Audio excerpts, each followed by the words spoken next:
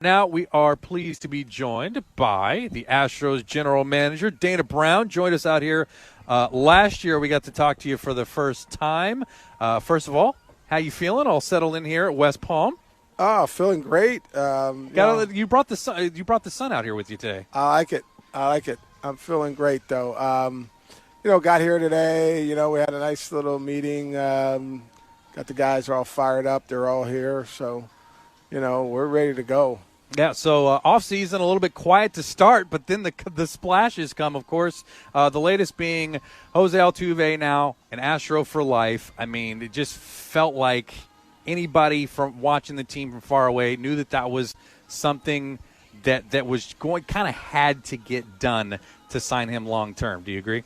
No doubt about it. Jose Altuve is a wonderful human being. He is without question.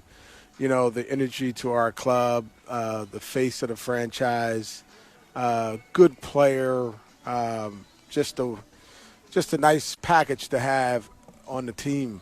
And so with his energy, you can't afford not to have it. What do you notice or observe about him from being someone that was kind of observing the Astros from far away, now being here, seeing Altuve, the way he carries himself in the clubhouse, and like you said, being the energy of the team, just things that you observe about him? Yeah, the respect that his teammates have for him is probably the biggest. They love him. The fans love him. He's a good player. He's got power. He's just a favorite. He's a favorite, and he brings the energy every day, and he's always smiling. He's happy to be out there. We've heard Dana Brown, Astros GM, joining us here on the Matt Thomas Show. And, we heard Joe Espada say earlier, what's your job? Don't run the train off the tracks here. Keep it on the tracks. But also, too, the players talking about, hey, we know what the expectation is. I mean, just the fans out there, how hard is that to accomplish? And how hard is it to build that trust of, you step inside that clubhouse, you know what you're expected to do. It's there's no gray area there. Yeah, it's a winning tradition. When you have a winning tradition, you want to keep that winning tradition going. You have a great fan base. You have the support. You have the support of ownership.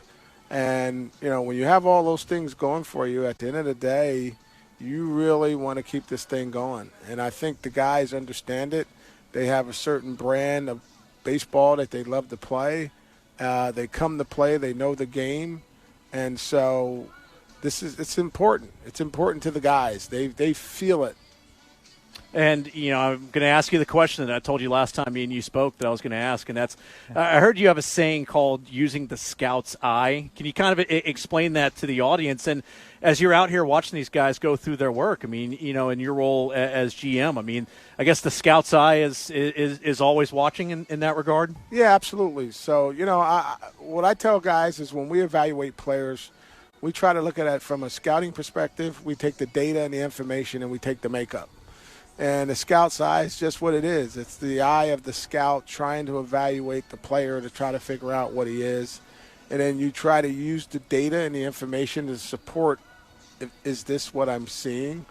And then, of course, as I mentioned, the makeup is the big part. When he's got the scout's eye and he's got the data and information, if he's got the makeup to carry it out, to play hard, to do what it takes to win, then you have something special. And so that scout's eye just pretty much gives you an inside edge and an inside look on what do you really think this player is from an evaluation standpoint. And I had spent my whole career just, scouting. So that's where my background is, and I try to use that scout's eye. And is there something I'm seeing that we can make the adjustment? And if there is something, we'll take the data. We'll look at the data and the information and try to help us get this player to make an adjustment. We're going to try that with Cabbage. He passes the scout's eye test. He's got power. He can run 30 for 30, 30-30 in AAA. Got a little taste of, big league time, but we think that there's some adjustments he can make with his timing, and it may help him. And so we're gonna try to get him figured out.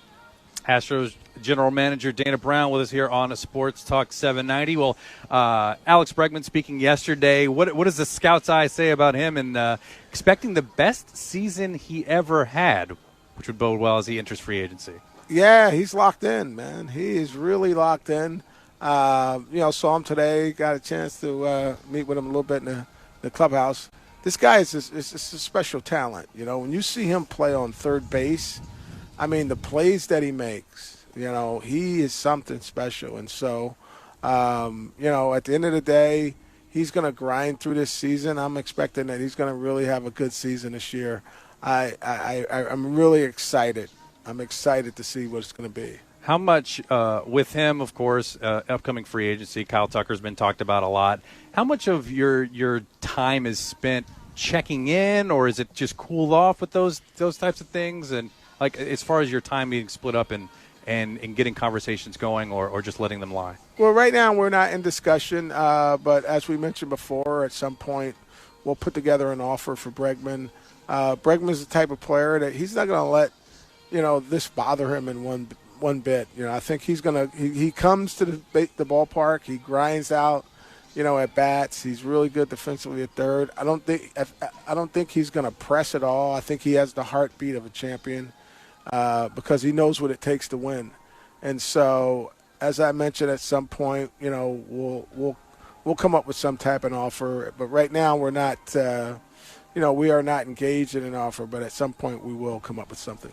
I know Jake Meyers is a guy you've talked about a lot this offseason. I mean, a guy that now you're given the everyday opportunity out there in center field. I mean, as you talk with a guy like that, as he goes through his work right now, I mean, does expectations even come up, or is it just kind of a, hey, get out there and play? Like, just be who we know you can be. Yeah, I reminded him the other day. I said, hey, you remember the series you had in Yankee Stadium when you hit the two bombs and you made that great catch in left center? Show us a little bit of that. Let's find out what that felt like, the consistency. Get some consistency with that, and good things are going to happen. Don't put too much pressure on yourself. Just, as you mentioned, go play the game, have a lot of fun. But just try to find that consistent stride, in your game, and then good things will happen. And the fact that he's such a good defender, if he could give us some offense, that's going to really help us, to get back to where we want to go, and that's win the championship. Continuing with Dana Brown here on Sports Talk 790 KBME Houston, how do you see the rotation right now? Because there's a lot of, like, Verlander obviously been there, done there, but he been there, done that. Mentioned, though, he had the hiccup. Framber Valdez has shown us, top 5 Cy Young, but sometimes doesn't always pitch the way we'd want. Same thing with Javier, and then the reinforcements coming later with Luis Garcia and Lance McCullers Jr. Just your thoughts of how you feel the rotation is shaping up. Yeah, I think if we're healthy, our rotation is strong. We're going to have to stay healthy. I like to stockpile the arms because I know as I mentioned before, it's 162 games. It's a long season. And at some point, you're going to hit a hiccup. Some guy's going to go on the DL, or something's going to happen, But you have to have guys that are there to step it up, And you have a guy like, JV. He's just, he's a true professional. He gets after it. If we can get him the post, that's the beginning of it. And then you have Valdez, who he's given us innings after innings after innings, year after year, and so I think he's going to be fine. I think guys hit a skid sometimes and they come back. Javier is going to be okay. He finally pitched gate to gate for the season. He was in a pen. He was starting. Last year he was a starter the whole year, so it takes some time. I think Brown's going to really turn the corner and have a good year, and so you still have Urquidy, you have J.P. France, you have Blanco, you have potentially Arrighetti, and so we have some depth in our starting pitching, and so we think we're in a good spot. And then, as you know, we beefed up the back end of the bullpen, and then we have those, that middle relief thing that we're going to try to solve here in spring training. The middle of the order, I meant to say. The middle, not middle of the order, but the middle of the middle relief, yeah. Middle relief we're trying to solve.